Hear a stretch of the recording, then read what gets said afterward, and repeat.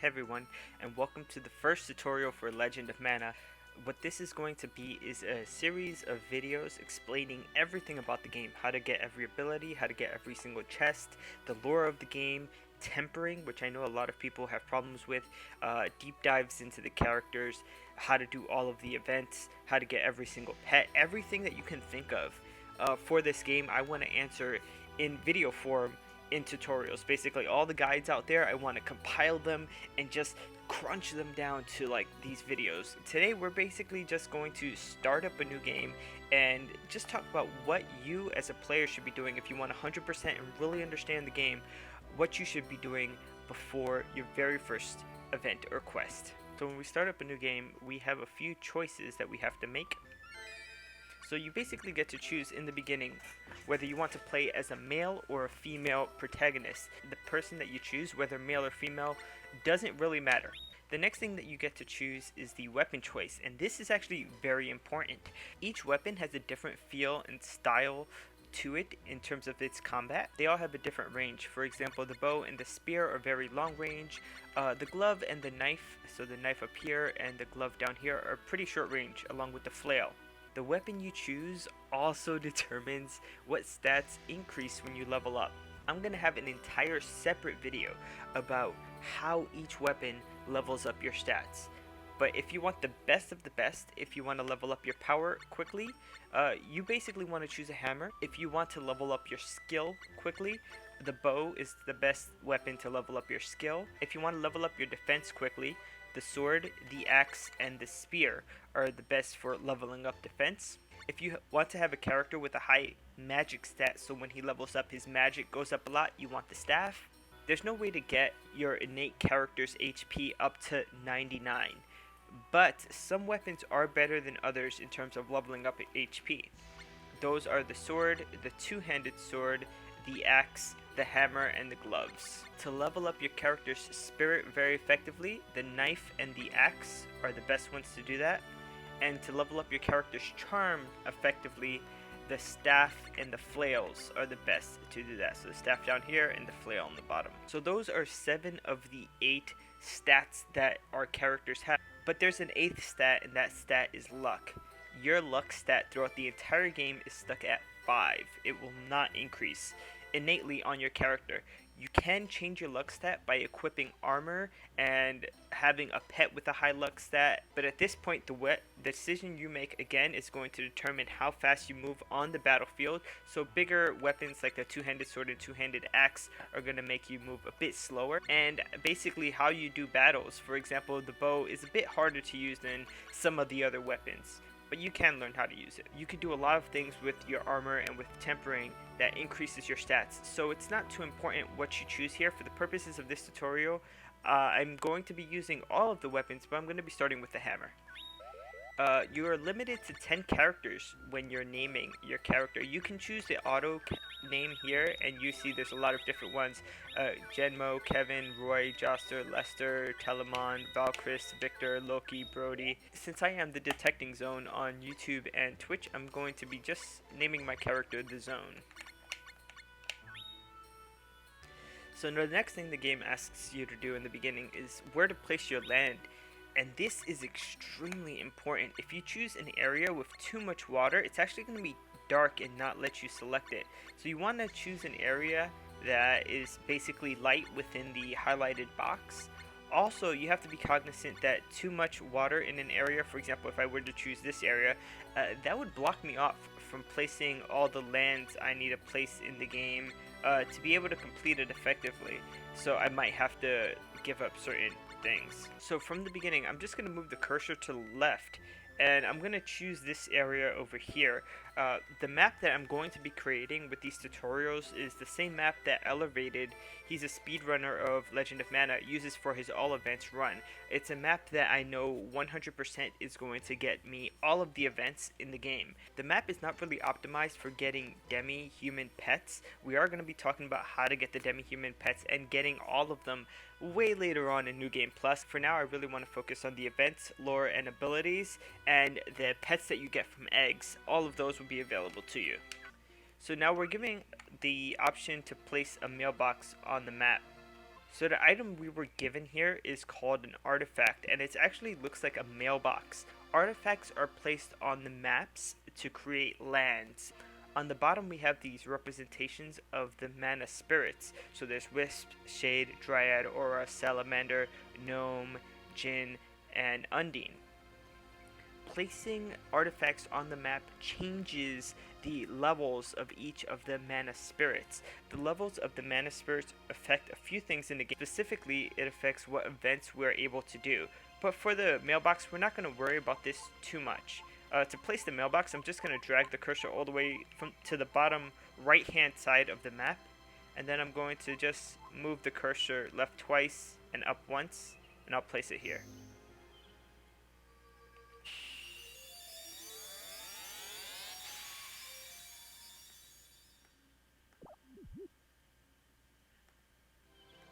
Once that's done, we're going to enter the home, and this is going to start up the opening cinematic.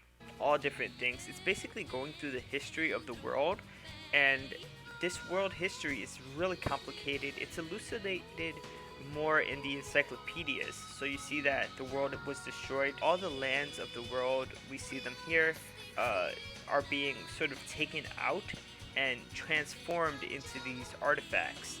The world is actually called Fadiel, and we will see that a bit later in the game. And so we see the different artifacts here, the cane, the skull, the color blocks, different encyclopedias, the stone eye. Actually, I think that was the Tome of Magic. And that little mailbox was the first artifact that we placed that created the home. We're allowed to create the world in this game. By the way, this opening song is Swedish, and it's the same song that plays at the end when you beat the game. So we've created the home by placing the mailbox already, and they're just showing us how our home looks in an aerial view. So that's the tree that's close to our house. We see the house just there to the bottom left hand portion of the tree. So now the game is actually showing us the mana tree. And you could have skipped that opening cinematic if you wanted.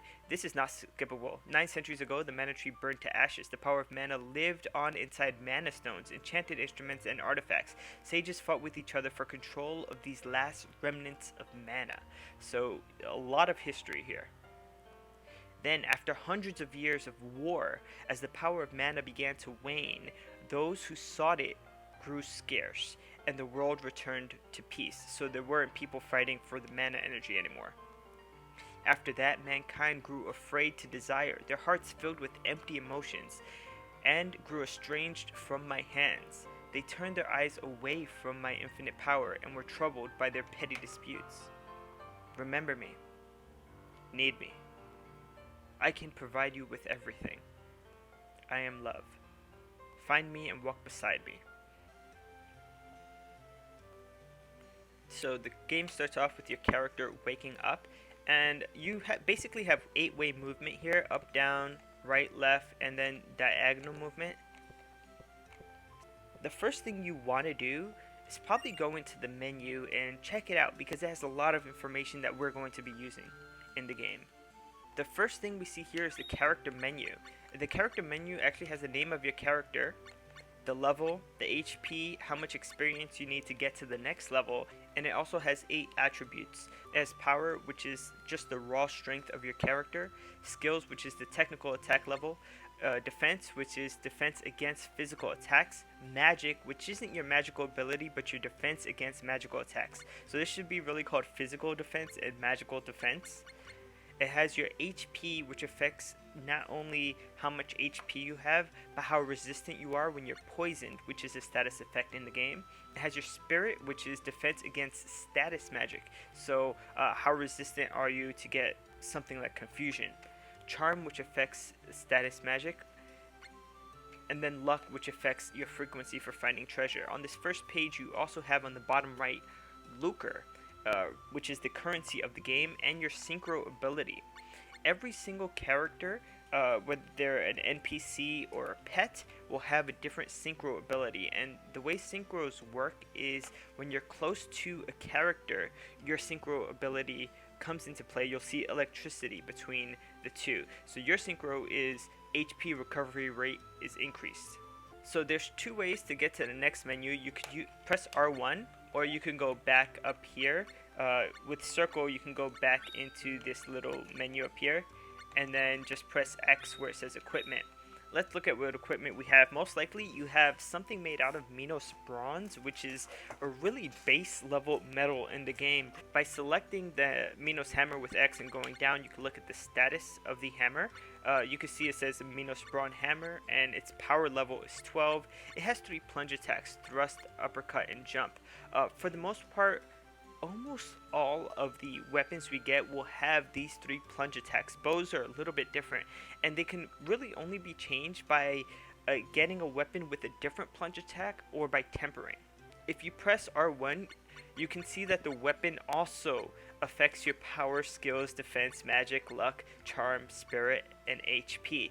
All of the basic attributes for your character can be augmented by weapons and armor that you equip. They also have essence levels, which are related to the different essences in the game. So Wisp, Shade, Dryad, Aura, Undine, Jinn, Gnome, and Salamander. And they also have these mystic powers. These mystic powers are basically cards that are applied to a weapon or armor when you're tempering. We can also look at the same thing for armor. So if we go to armor and select its status, we can see the name of the armor, what it's made out of. So a Minos bronze hauberk is our first armor. It has no elemental defenses. The elemental defenses is how defensive you are against, for example, salamander magic. And it has no defense against status abnormalities, for example, darkness, poison, paralysis, confusion, flame burst, sleep, petrification, and freeze. These are all the different status ailments that could affect your character in game. Every armor has 4 different types of defense. Defense against strikes, defense against slashes, defense against thrusts, and then defense against magic. These all add together to get the total amount of defense for that armor. So in this case, 2 plus 2 plus 1 is equal to 5. So this will basically add 5 to your character's defense. So down here at the bottom of the equipment menu, we have the total amount of defense. So if we had different armors with different defenses for those 4 values, on the bottom it will tell us the total amount of defense that is added to our character. The next menu we have is the skills menu. This menu is extremely important, and I really suggest changing these abilities right off the bat. The reason is that there are 217 abilities and STs that you can get during the game, but the game only gives you 8 to start off with. So 1, 2, 3, 4, 5, 6, 7, 8. That's it. The way you get new abilities and STs is by equipping certain abilities onto your character. I want to start off by learning grapple, so I'm going to set this to defend and push. Since we already have defend set to circle, I'm going to set triangle to push. Also, you should set up your special ST. You have one automatically, and depending on the weapon you chose, it might be different than my blammo. We're going to go into the different abilities and special techniques in a separate video. Once I've learned all of the abilities in the game, we're going to make a video where I do a deep dive into each and every single ability. And then for special techniques, once I've learned every special technique for a specific weapon, we'll be going into a separate video for each weapon on every single ST for that weapon. One more thing that you should know is that you can also set magic in this menu, not only the special techniques. You need instruments to use magic, and you're not giving an instrument in the beginning of the game, so you can't do that at this exact moment, but instruments or magical attacks will take up 1 ST slot. You basically have 4 slots, which are the 4 shoulder buttons on the PlayStation controller. So moving down, we go to the items menu, and in the items you can see the different types of items you have. Right now we don't have anything. Everything that we own, we have it equipped. If we just highlight any weapon, it'll show us any status augmentations on the top. It'll also show us if there's any special plunge attacks or elemental resistances. Also, it'll show us the essence levels and if there's any mystic powers on the weapon. The same goes for the armor. It'll show us all the defensive capabilities if we had armor here. And if we go down to stats, it'll show us the essence levels of the armor and any mystic power cards, and the same for the instruments. If we have any instruments, it'll show us basically what kind of magic we have, what elemental spirit it's aligned with, and the type of path or range of effect that the instrument might have. The same thing goes for the stats. For instruments, we can change its levels and add mystic power cards as well. Further down in the menu, we have the artifacts. The only artifact that we've already placed is the mailbox, and you can see that it has a little mark where to the left of the mailbox. That means it's already placed on the map. There's going to be a time where we have artifacts and they're not going to be placed on the map, and so they won't have anything to the left of them. Our diary will let us know any events that we currently have ongoing, any events that we have failed, and any events that we've completed. This is our own little personal diary. There's a different diary in the game that we're going to talk about in just a second.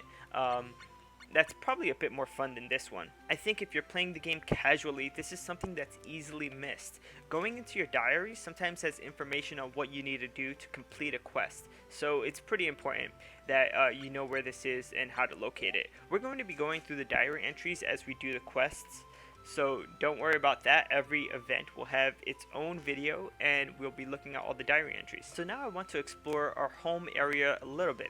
In our first room we have the bed, which is interactable. Here you can save the game.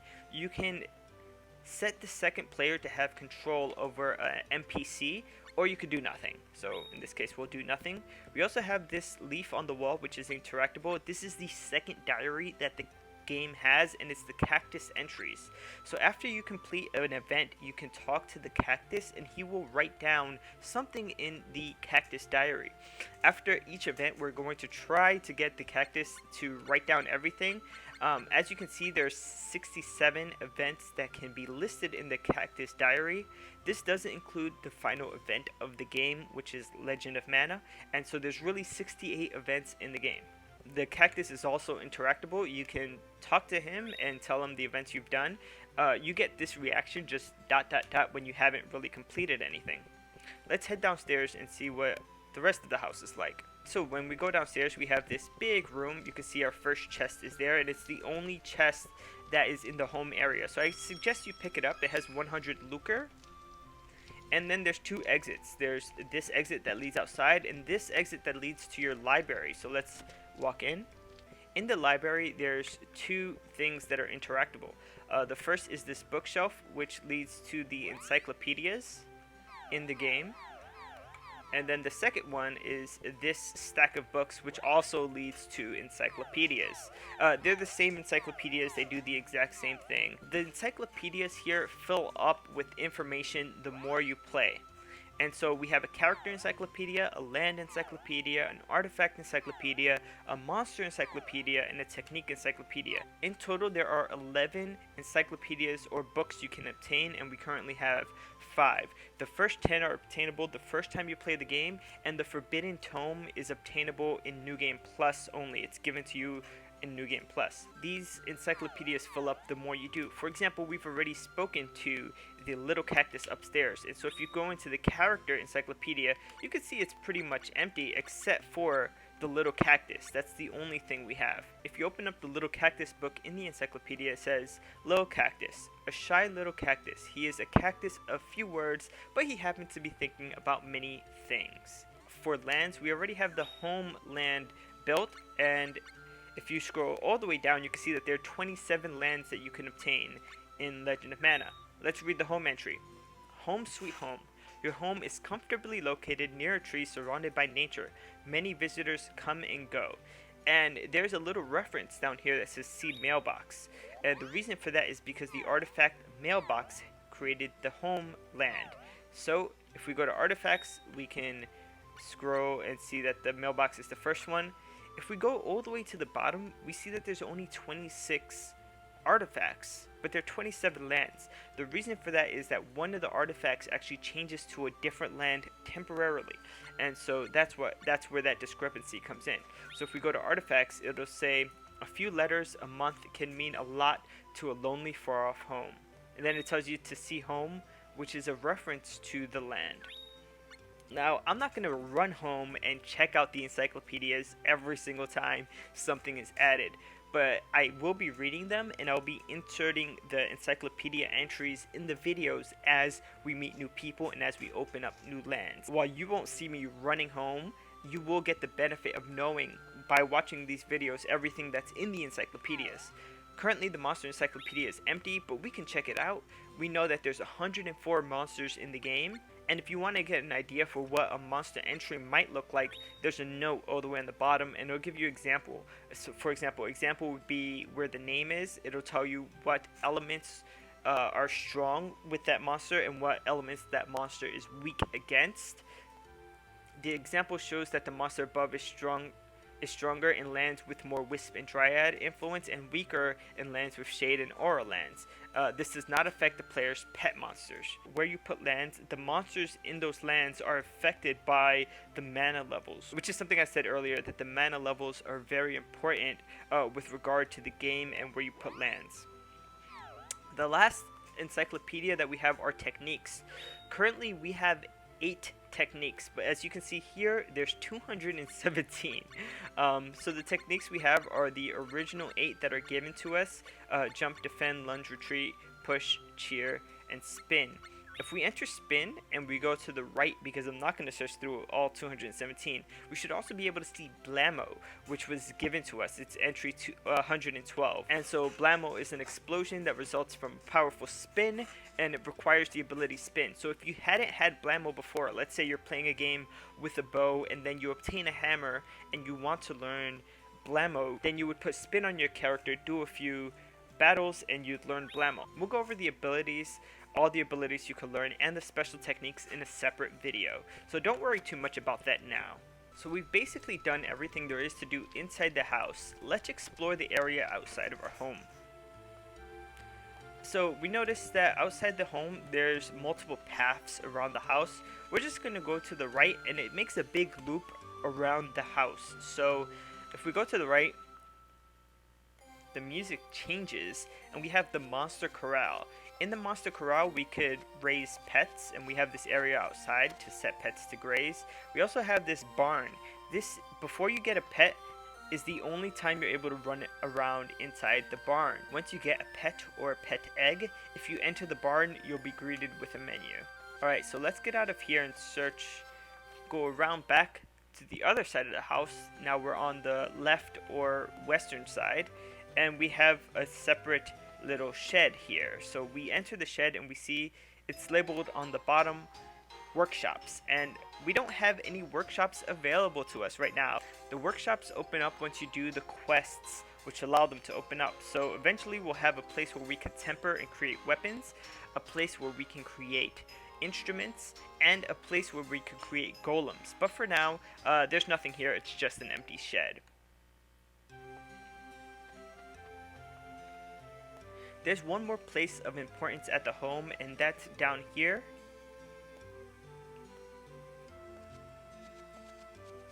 This is the backyard orchard. The backyard orchard is a place where you can farm produce. The produce is a type of secondary item that you can use in tempering. You can use it to obtain new pets. You could use produce as well to feed pets to give them different stats. I'm going to have a separate video about farming because it is complicated and the different produce do different things, and it's just way too much to do right now because we don't even have the farm yet. I'd also like to note that if this is your first time playing, you probably don't know that there's different ways to move around your character.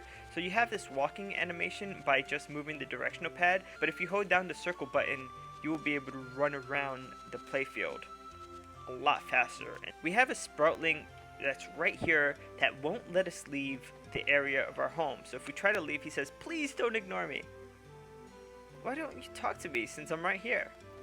Okay, so we're gonna talk to him. Interacting with the sproutling actually adds his entry into the encyclopedia as well. So let's do that. I'm a sproutling. The world can be shaped by your imagination. Did you know that? Saying I knew that or no I didn't basically leads to the same result, but let's say I knew that. Here you go. He gives you the color blocks. He says this is the town of Domina. If we told him that we didn't know that, he would have said something else, but we still would have obtained the town of Domina. Hey guys, so this is what happens if you talk to the sproutling and you say the other option. I'm a sproutling. The world can be shaped by your imagination. Did you know that? So if you say no I didn't, Sproutling replies, Pokiel the poet told me the town of Domina exists because I think so. People say this world isn't an illusion, but the Sproutlings know. If you can't find Domina, use your imagination to find it. Here, use this, and then he gives you the color blocks. So this is the town of Domina. And so this is different than if you told him that you know. If you say I know, there's actually less talking involved. Color blocks. The town changes through the ages according to its citizens. It doesn't change to accommodate a new age, it changes to bring about a new age. And so that is the description for the color blocks in the encyclopedia. So this is where they give you a small tutorial for how to place artifacts. It says press square to select an artifact. So you press the square, then you press X to obtain the color blocks, and then you can basically put the artifact anywhere you want around the home. So north, south, east, or west. Sometimes you'll find that you cannot place an artifact next to a particular land, and the reason is that there's probably a quest that you have to do in that land to open up the area. One interesting thing to note is that if you press select, you're actually given a lot of information. So if you go to directions, it tells you that you can move your character around by using the cursor and putting it over a land and then pressing X. You can enter a land once you're on top of it, your character is on top of it, by being there and then pressing X. You could select the artifact with square. You could rotate through your artifacts by pressing left or right on the directional pad, and pressing X would grab the artifact. Pressing circle quits out of the artifact menu. If you want to place an artifact down, put it on the world map in an area that's highlighted, and then you can place it down. Mana is extremely important. So mana is the source of all things in this game and is made up of the 8 elements: light, dark, wood, gold, fire, earth, water, and air. And they're represented by the different mana spirits. So we have Wisp, Shade, Dryad, Aura, Salamander, Gnome, Undine, and Jinn. On the bottom of the map, we have the different mana levels. Towards the bottom left of the map, you can see the different mana levels lined up. Currently, we only have the home, but if you press triangle, you could actually scroll through the different mana spirits and see what levels they are. So in your entire map, you can see that we have 1/3 mana spirit level of Dryad at home. We have no Aura, we have no Salamander, we have 1/3 of Gnome, and I'm scrolling through them by pressing right on the directional pad. We also have a little bit of Wisp. The Wisp is not only in my home, but 2 areas to the right of my home, there's a little bit of Wisp there too. We have no Salamander, and then Dryad again. The mana levels will change when you put down artifacts. Certain events are tied to having certain mana levels. Back in the menu, we have this mana spirits menu, and it lets you know what Wisp, Shade, Dryad, Aura, Salamander, Gnome, Jinn, and Undine, what they stand for, what each of those characters represent. And then under elemental properties, you see how they're related to each other. Shade and Wisp are light and dark, and they basically interact with each other. They cancel each other out. Dryad, which is wood, and Aura, which is gold or metal, sort of cancel each other out. Salamander, Gnome, Undine, and Jinn all have sort of a rock, paper, scissor combination where fire cancels earth, earth cancels air, air cancels water, water cancels fire. These elemental properties come into play a lot when we do tempering. When we try to raise the mana levels of a sword or a piece of armor, we're going to find that we have difficulties raising mana levels if certain other mana levels are high. One thing we should talk about here is enemy strength as well. The strength of your enemy is determined by how far away from the home a land is placed. So the farther away from home, the higher level the enemies will be. Also, the number of monsters that you fight or that you encounter will be higher the higher away a land is placed from your home as well. So in terms of placement, artifacts can be placed next to lands that are already there. You can't place an artifact in the middle of nowhere. It has to be sort of in the area that you're building. Also, sometimes you will not be able to place an artifact, and if that's the case, that means that you really haven't explored the land that you want to place the artifact next to good enough. There's an event there that probably needs to be completed. One quick thing I'm going to mention about my placement of Domina. Domina is one of those weird lands where you can miss out on events if its mana levels aren't sufficiently high. So once we grab the color blocks and we're about to place it, I'm going to place it to the right of home. I highly suggest you always press the triangle button.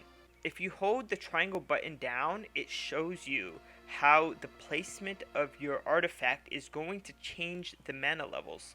So the placement of color blocks in this area is going to add 1 level of Salamander to home and 2 levels of Aura. I'm going to place the color blocks down to create the town of Domina.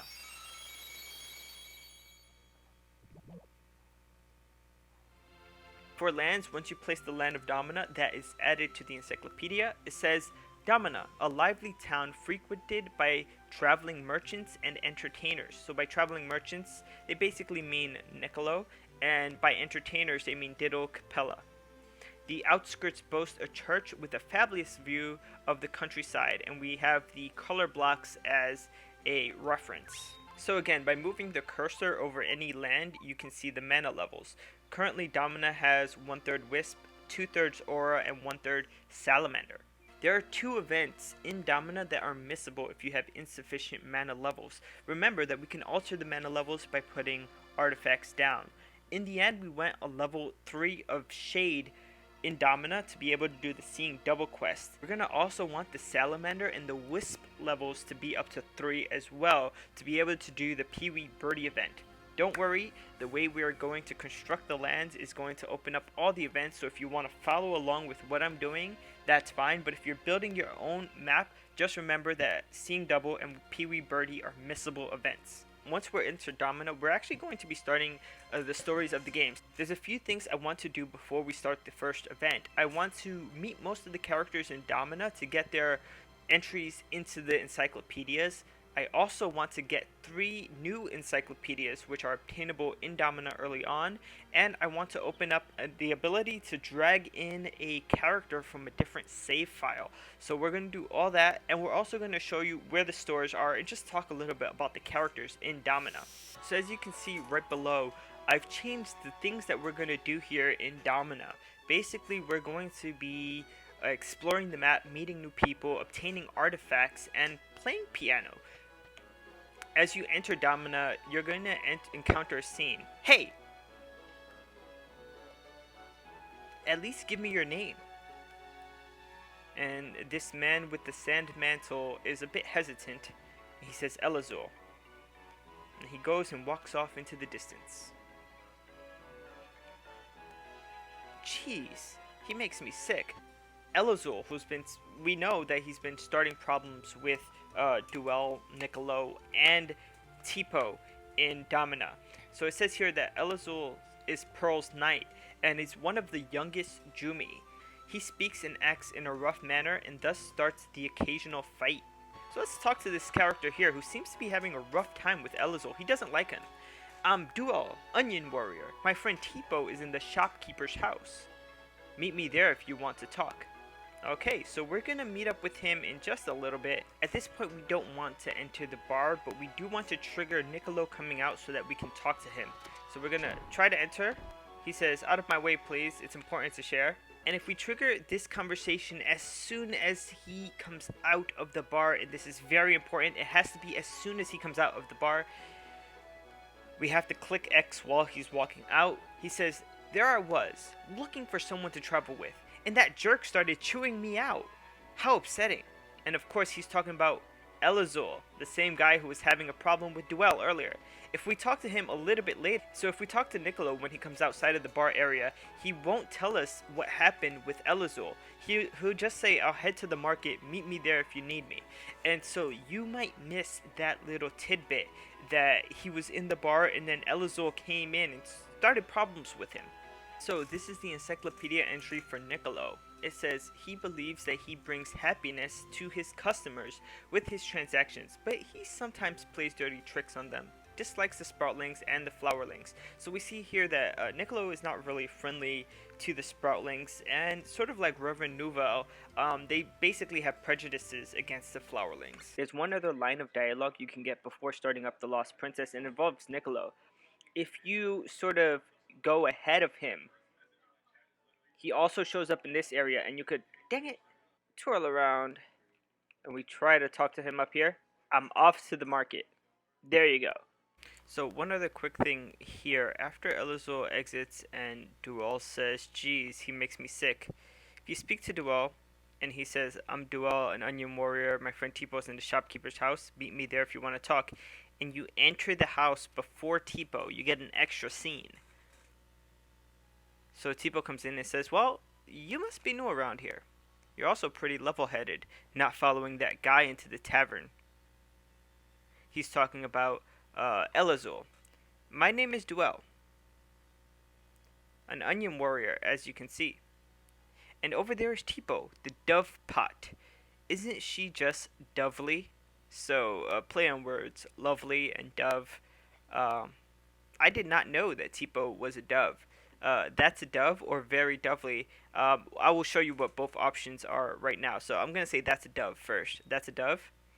She's a magical creature. She's full of water. Don't lie to him. It's sophistication I'm full of. Oh yeah? Then don't let Niccolo push his junk on you. And so that elucidates the story a little bit more, that Tipo sort of buys objects off of Niccolo. And we'll see that actually in the second quest that we do, Niccolo's Business Unusual. So again, here we have the situation with Duel, and we're actually going to choose the second option now. Very dovely. I was kidding. That was a bad pun. Very. What, you didn't mean it? So that's pretty funny. I just want to note that if you actually come in after, before Tipo, to see the scene, you will not be able to get the scene with Niccolo at the bar. So you cannot trigger Niccolo leaving the bar now. That scene can only be triggered if you don't walk into Mark and Jennifer's house first. We also have a Sproutling here that we can talk to. I'm a Sproutling. And the Sproutling will say random things. Like, there are many of us, but we are all one. I like the ground. I like birds and insects. I also like, counting stars. There has to be a lot of stars. I'm a Sproutling. We have got no souls, There are many of us, but we are all one. And so the Sproutling will rotate through those things, the information about Sproutling. This is an abandoned home that's not interactable for now, but we can make it interactable. And from this hub area, we have a few roads that lead outside. We have the bar here. We have the inn up here. We have a weapon shop down here. And we have this little area just beyond Mark and Jennifer's weapon shop, where it's connected. It's Mark and Jennifer's house, but also Tipo and Duel live here. So let's talk to Tipo. There was a scary bloke here, He said, "I'm looking for my lost girlfriend. Have you seen her?" So I says, "No, I haven't, honest, Gov." But then he said I was lying, and he started threatening me. Maybe he was a stalker, blimey. So it seems like Elazul has been accosting everybody in town. He had problems with Duel, problems with Niccolo, problems with Tipo. And so, ladies look best when we're a wee bit on the plump side. Gents go for the lasses like me. And don't you forget it. So she knows she's a little bit on the chubby side, and she's okay with it. We can keep on talking to Tipo and Duel. Duel says, "An adventurer, eh? You should at least get some bronze gloves at the shop." So this is just a little bit of a hint about what he thinks you should do. He's going to be teaching us, this onion warrior Duel, about fighting in a little bit. So he's just giving us some advice. And don't forget to equip them. Hit the start button to make your preparations. I'll probably be teaching you about the battle system, so leave that to me. Even if I'm just an onion warrior, I'm still a warrior. Duel, whatever is an onion warrior? How should I know? He doesn't even know how he became an onion warrior or what. Very good. It's important to keep asking questions like this. My only advice is that you should pick up some bronze gloves at the shop. Mark is always doting over Rachel. Mark is this guy sitting here. We'll talk to him in a little bit. He's actually going to give us our first encyclopedia. To battle is to ask yourself who you really are. And you are an onion warrior. Hey, don't judge a book by its cover. But inside your hollow certainly sounds like an onion to me. I've never thought about my insides. So Duel is pretty funny. If you keep interacting with him, he'll keep on saying different things. Alright, let's talk about combat inside a dungeon sometime, okay? So, you have a few dungeons available to you in the beginning of the game, the Luon Highway and the Makiv Caverns. And so, whichever one you enter, he is going to be there. And he's going to teach you about battle, but only once you're inside the dungeon. If you keep interacting with him, he says, who wants to talk about fighting inside a house? Let's head to a dungeon. We have Duel, the Onion Warrior. He likes everything straightforward and hates people like Niccolo with a passion. So Duel and Niccolo seem to have a problem with each other, but you know, that's alright. Duel also had a problem with Elazul, but that's for different reasons. Let's talk to Tipo a little bit more. I may not look it, but I'm a jewel collector. I'm so tired from bouncing around all day.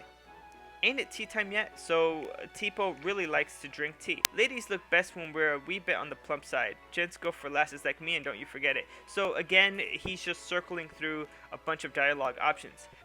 Tipo is a magical life form with a kind heart. She thinks she is a jewelry collector, but most of them are glass fakes that Niccolo sold to her. So that's what this Tipo is. We get to learn a bit more about Tipo's history and origins later on in the game, so I won't dive into that now, but just know that Tipo likes to collect jewelry, and we'll actually see a reference to that later in the next video. We're going to talk to Mark, which is going to sort of elucidate some of the relationships in this game between Mark, Jennifer, and Rachel. I thought getting Rachel a job would help cheer her up, but now I hardly get to see her anymore. Oh yeah, let me give this book about weapons, armor, and instruments. Look it over in your study, and feel free to check out our shop.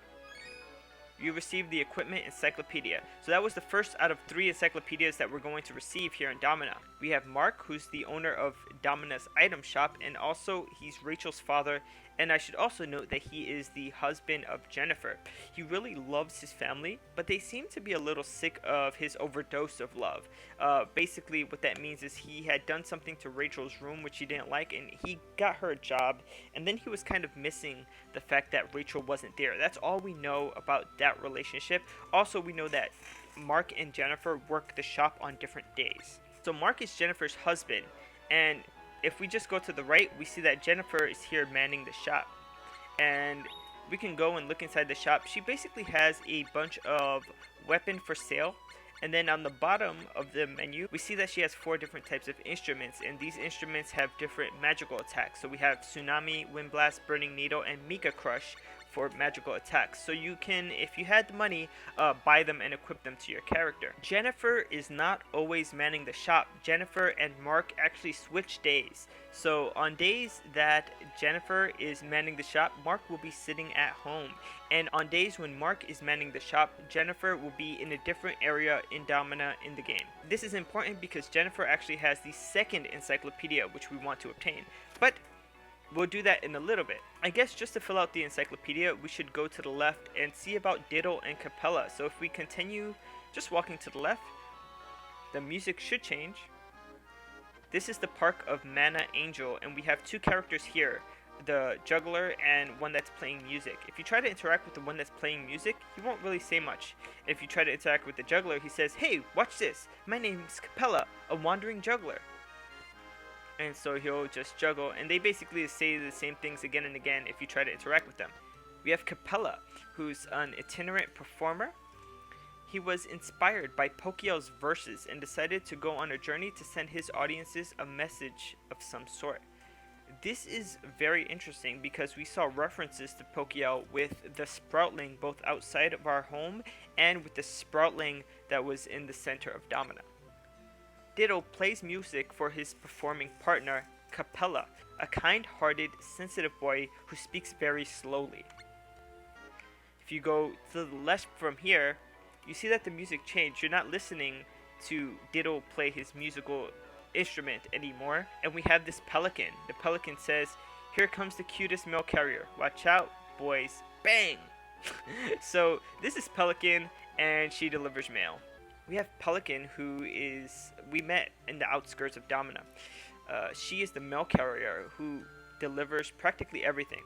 She often makes mistakes and is not always on time, but she does not seem to care. We still have a few more people that we need to meet just to fill up the Encyclopedia entries. So let's go back into the center of town, to the entrance of town basically, and go into the inn.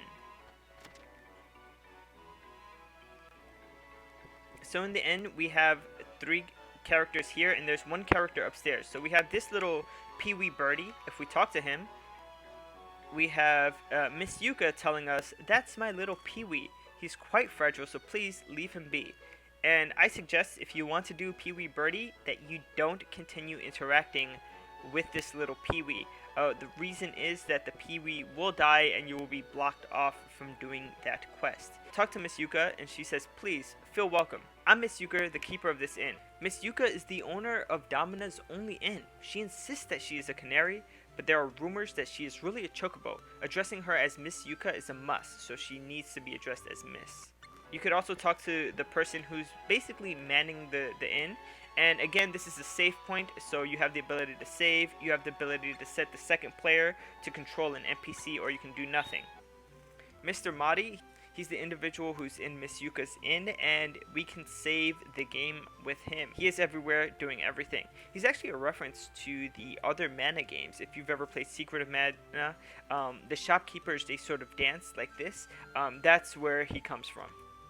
There's an area here to the right, since we are exploring, and at this point it's just an empty room, but eventually you'll find Dana here, and Dana will be a character, an NPC that you can take with you along in your journey. Let's head to the second floor of the inn. There's actually a chest on the second floor to the left.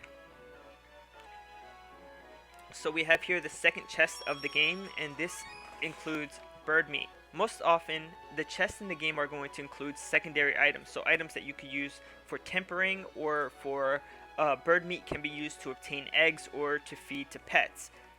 I don't think there's any chests in the game that contain armor or equipment, so don't feel too bad if you miss out on a chest. Nothing is really that important. There are a few chests which contain rare items like mirror pieces or ash or messy scrolls. Again, don't worry too much. If you're following this guide or my videos, you will be able to obtain every chest in the game. So in the opposite room from where we got the chest, so the chest was up here. So continuing on to the right, you'll see that there is a student, and this little kid, he is a student from Geo. If we talk to him, we see that he's actually selling the minerals that he's mined, and so this is a store that we can interact with. So if you go into the store, you'll see that he has different primary materials like Minos bronze. Our hammer happens to be made out of bronze. Forcina iron is a bit stronger. Oak wood is weak. Hollywood is stronger than the oak wood. Marble, which can be used to make a ring or a pendant. Topple cotton, which is a type of fabric, which will be good to make like a mantle, for example. And then we have the 4 stones: the firestone, earthstone, windstone, and waterstone. And those are very important for tempering. They sort of act like silver coins. So salamander coin, gnome coin, Jinn coin, and undine coins. We won't be buying anything from the student at this moment. We have the students at Geo. Now, the reason we got this entry without having Geo is that there's 1 student in Domina in the item shop in the inn. Students at Geo's Academy of Magic. The color of their robes differ by class, but interacting with the student will get the students a page in the encyclopedia, so that's why I did that, just to fill out that page. Now I think it'll be prudent to go visit the Reverend. He has a lot of information about the people in town and the mechanics of the game. So on the way to visit the Reverend, we have another character here, and we can talk to him. This is Inspector Boyd. Inspector Boyd, on duty. I've heard that bandits appear here. If you see anyone suspicious, report to me. So he's basically looking for a bandit that's been stealing stuff. And so we'll get to him a bit later on in the game, but not at this exact moment. We have Inspector Boyd, who we met just outside the church in Domina. A little man with a really loud voice that could even reach a nearby land. He might be the most honest and kind-hearted man you will ever meet. One of my favorite things to do is whenever you get a new character in the game, start up a new game, or a new game plus 5, your character is automatically attributed either as having a musical ability or not having a musical ability. So the way you test that is you go to this piano here and you see if you can play it. So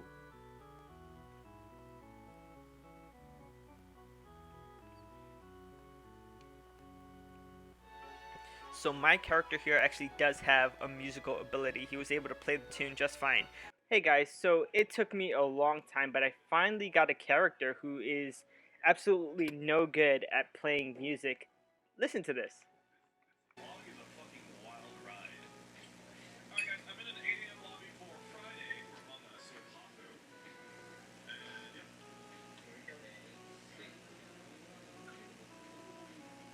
Yeah, yeah, that was pretty bad.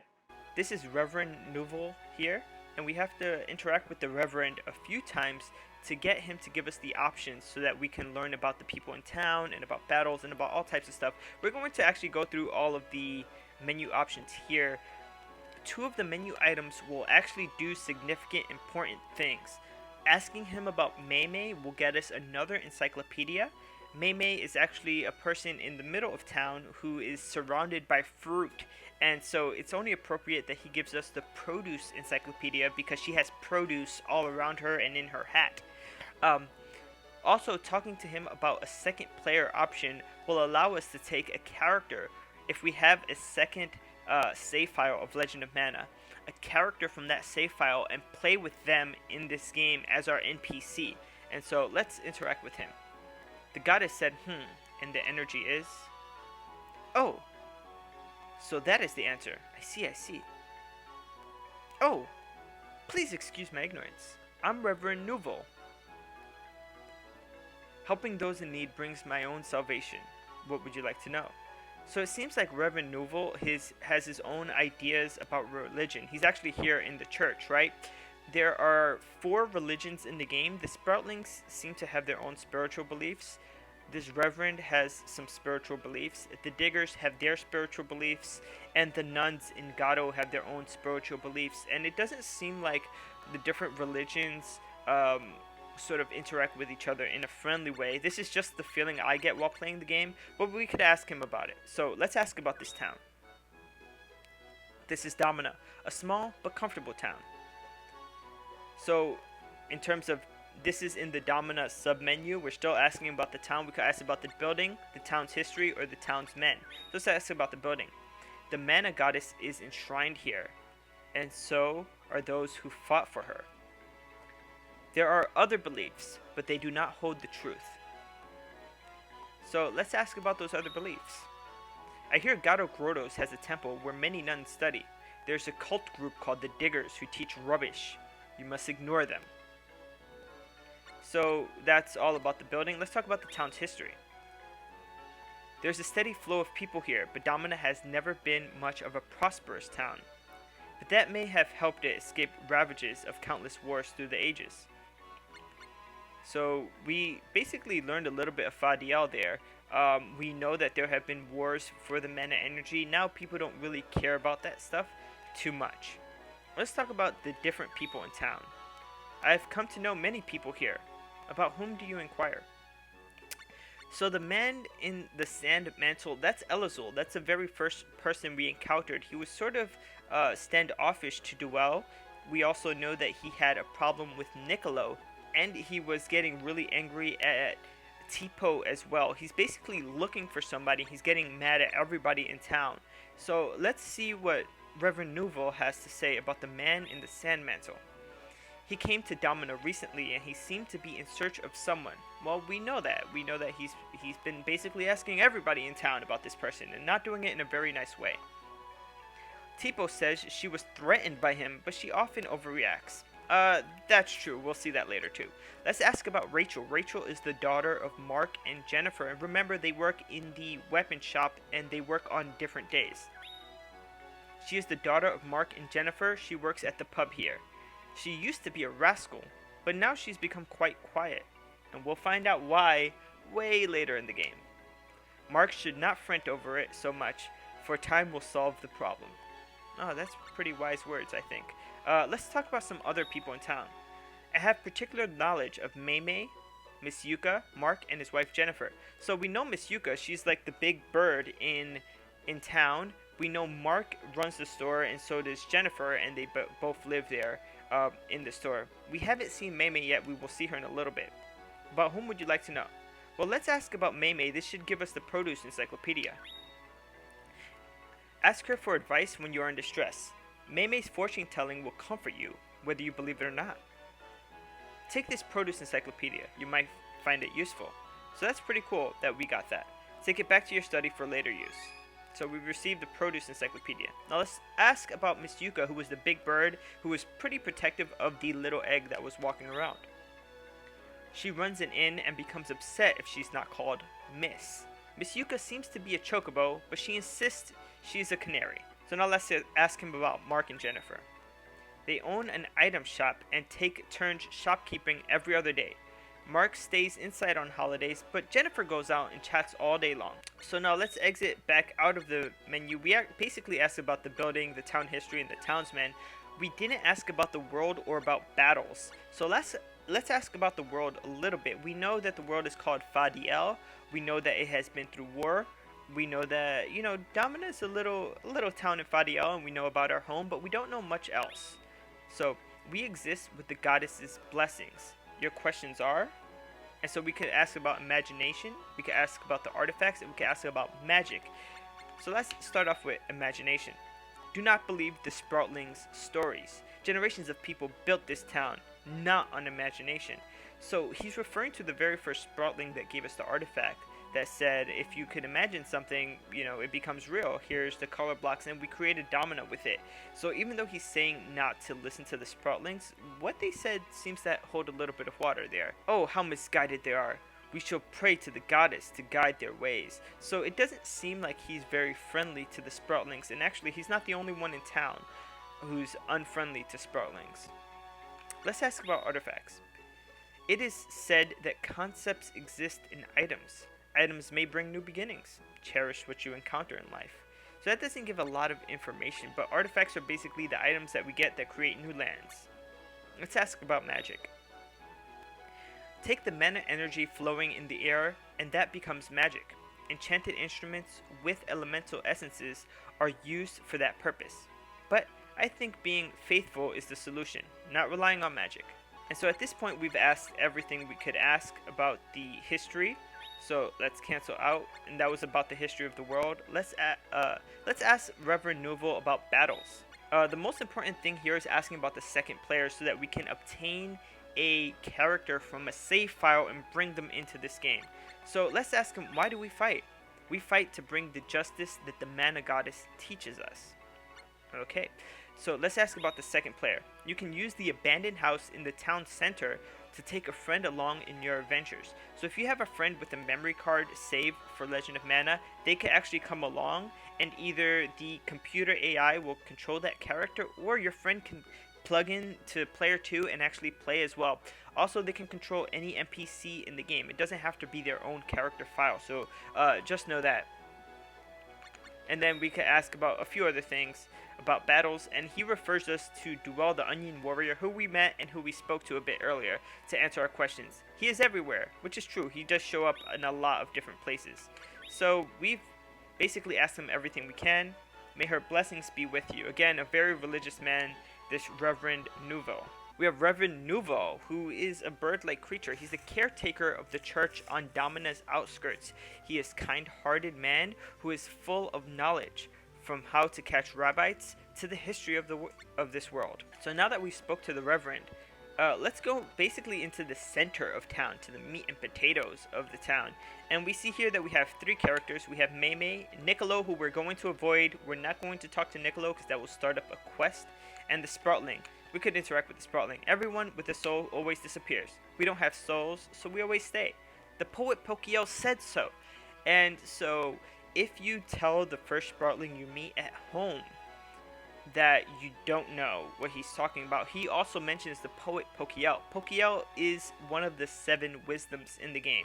So the 7 wisdoms have a lot to do with what the Sproutlings believe, and so this is the second mention of Pokiel's poetry, and we will hear some of his poetry in this game as well. We could keep on interacting with the Sproutling. I like the wind. I like it when moss grows. I like drinking water. So he says different things. I like stepping on leaves. He likes a lot of things. Pretty simple. Everyone with a soul always disappears. We have no souls, so we always stay. The poet Pokiel says so. The Sproutlings. These are little creatures that seem to appear out of nowhere and end up living in any town. They all share the same mind with each other. Let's interact with Mei Mei. Mei Mei will tell your fortune. One cool thing about Mei Mei is she actually looks at you. So if you walk around her, I don't know why this is important, but you can get to see her from like different angles, you know? You can't walk all the way to the right of her. The game won't let you, but let's see if you can get her. I don't think she'll look at you from... Oh yeah, look, you can get her to face straight up. And so if you interact with her, she'll tell your fortune, but for a fee, you have to say yes and give her the 10 lucre because she's saving for retirement. So let's see what she says.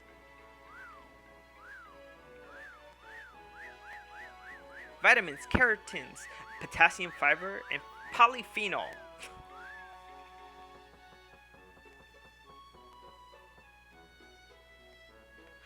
It says, love is not meant to be. Too bad, so it's funny that if you interact with her and you don't have money, she will say something different. If you talk to Mei Mei and you don't have any money, this is the response she's going to give you. Want your fortune told? Yeah. 10 lucre. I'm saving for my retirement, no less. So you say yes, but you don't have money. What? You're so poor. You don't even have 10 lucre? Jeez. So she kind of makes you feel bad. And again, I had started up a new game and I didn't collect the chest at home which contained 100 lucre, and so that's why she told me that. So it should also be noted that if you talk to Mei Mei and she asks, do you want your fortune told? And you tell her no, she responds with, oh, okay. Well, it probably wouldn't come true anyway. So that's a bit funny. Wise move. We have Mei Mei, who's a glamorous fortune teller. She led a luxurious and exciting life, but now she seems to be saving money for her old age. That's what she told us, that she was saving money for retirement. We've basically spoken to everyone except for Niccolo up there and Rachel, who is working in the bar, and Elazul, because doing so will start up a quest. What we haven't done is gotten the next encyclopedia. So we're going to change the day, and the way we change the day is usually by walking around the world map, but we don't want to change it to 2 days later. We only want to change 1 day later, because if we change it to 2 days later, then Jennifer will be working again. So the way we change only 1 day is just to leave the world map and come back in. So there's one character who is basically manning the shop, the weapon shop, that was Jennifer. And by changing the day, we're just going to walk in to show that she's no longer in there. So we're going to walk into the weapon shop.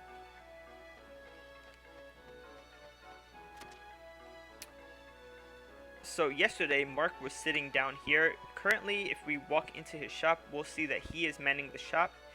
Just something to note that he is a beetle-like creature. And Jennifer looks like a butterfly. And this is a student. You can tell that this statue here sort of looks like the student on the second floor of the inn who has a shop where he sells minerals. We have Jennifer, and we'll talk to Jennifer for a little bit. Well, I never. Just listen to this. My worthless husband tried to cheer our daughter up by sending her away to work.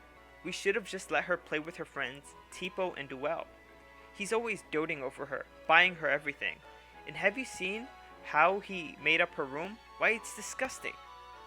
Oh, but Auntie does so much like your clothes. Very good taste. Auntie thinks you're the best. Oh, here, this is for you. Take this back to your place and check it out. And she gives us the item encyclopedia. Jennifer is Mark's wife, who likes spending time outside of his shop on her days off, that is. She says anything that crosses her mind. And that is true. We did see that she was complimenting our clothing, the main character's clothing. So just by talking to people in town, we've obtained the weapon, armor, and instrument encyclopedia from Mark. We've obtained the item encyclopedia from Jennifer, and we've obtained the produce encyclopedia from Reverend Nouveau. We've also made the abandoned building in the middle of town interactable, so let's do that and interact with it. I actually have a second save file, so I'm going to pull my character from the second save file just to show you what that looks like. In my second save file, here it is.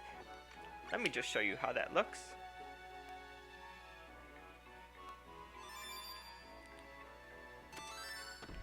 So the door will open and close when you've pulled in a character, and you see that character is controlled by the computer, it's only me here, nobody else around. He'll follow you around, or she'll follow you around in this case. And you could actually go into the menu and see that character's name is Yumi.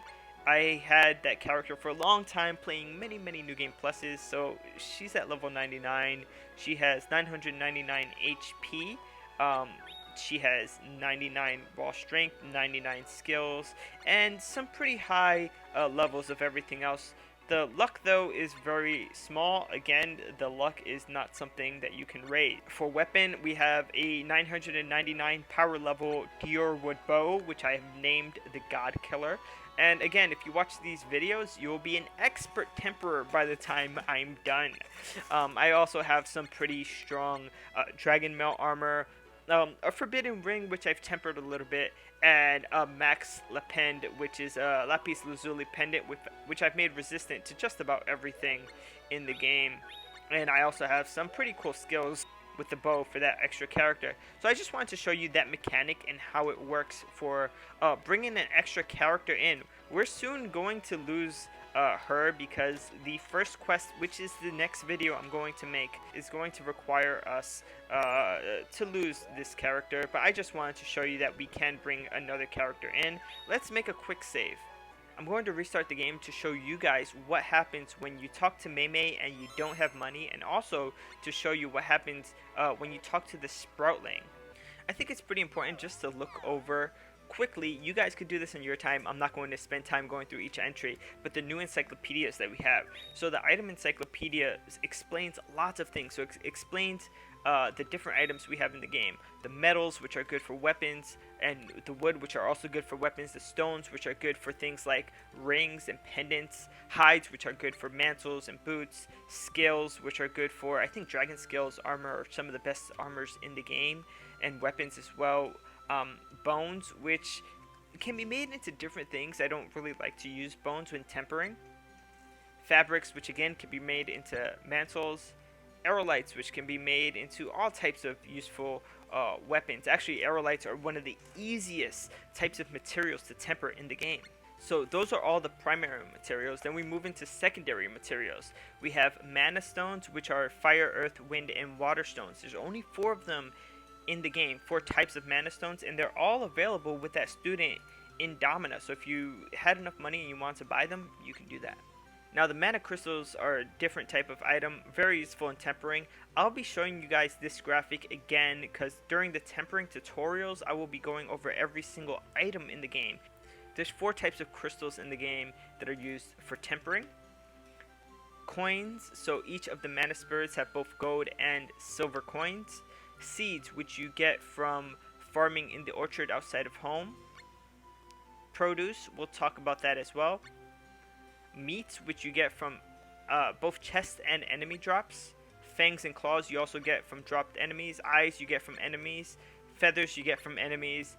Bottles, you also get those from enemies. They contain liquids. Vials also contain different types of things. You get them from enemies. Urns, you get them from enemy drops. Pellets, you get them from enemy drops. Powders, you get from enemy drops. Pouches, you get from enemy drops. And so those are all the secondary materials that you can use to augment any armor or weapon in the game. So that's basically what the item encyclopedia is about. Hopefully you take the time to read through these things. If you don't know, for example, you get a vampire fang, you're like, Fang, what are the fangs about? You can go into the item encyclopedia and you're like, fangs, I don't know what a fang is. And then, oh, fangs and claws, and you can read about it there. The equipment encyclopedia is also new, and it basically goes over all of the different types of weapons you can have. Which was the choice in the beginning of the game, and also the different types of armor, so shields, helmets, hats, hauberks, robes, gauntlets, rings, boots, sandals, armors, mantles, pendants, and then the 4 types of magical instruments, which are harps, marimbas, flutes, and drums, and those are the entries for equipment. I just want to note that the item and the equipment encyclopedias are full, as well as the produce encyclopedia, which we just obtained. The produce encyclopedia actually has all the produce which we can get in the game. There's 37 different types of produce in the game, and so we don't count this note because this note is just an example. I will be making a video about how to get every single type of produce through farming or through buying the produce, and so we will learn how to obtain all of these items. But just know that the 3 encyclopedias that were given to you, the items, the weapons, and the produce encyclopedias, already come full of information. You don't have to fill them up like the character or the monster encyclopedia or the ability encyclopedias. So the area up here by the church is called St. Mana Church. This is the nave of St. Mana Church. Again, this is St. Mana Church. Whenever the area that you're in changes, it gives you the name on the bottom. This area is the marketplace with Niccolo and Maymay. They could be found in the marketplace of Domina, also a Sproutling. If you go down, you reach the center of Domina. That's this area here. To the left, you have the Park of Mana Angel. That's the Mana Angel statue there. To the left of that, we have I believe it's the outskirts of Domina. Yeah, outskirts of Domina. And then all the way to the end, there's the western end. And so those are the areas that can be found in Domina. So some other places in Domina include this, which is in Mana Blessings. So this is the Mana Blessings Inn, which is a pretty interesting name. And then down here we have items Knight of Gemma. So it's basically a shop, and if you've played the other Mana games, you know that the Knights of Gemma was the Gemma Knight, in Secret of Mana. This is Mark's room. That's literally the name of this area. And if you go upstairs, it should say it's Rachel's room. And you can see how it's sort of done up with the bed and all types of little decorations here or there, the center rug, all types of stuff. There's also one area that we're going to show in the next video. The reason I don't walk in there right now is because it will trigger the event, and that's Amanda and Barrett's bar, which is right here.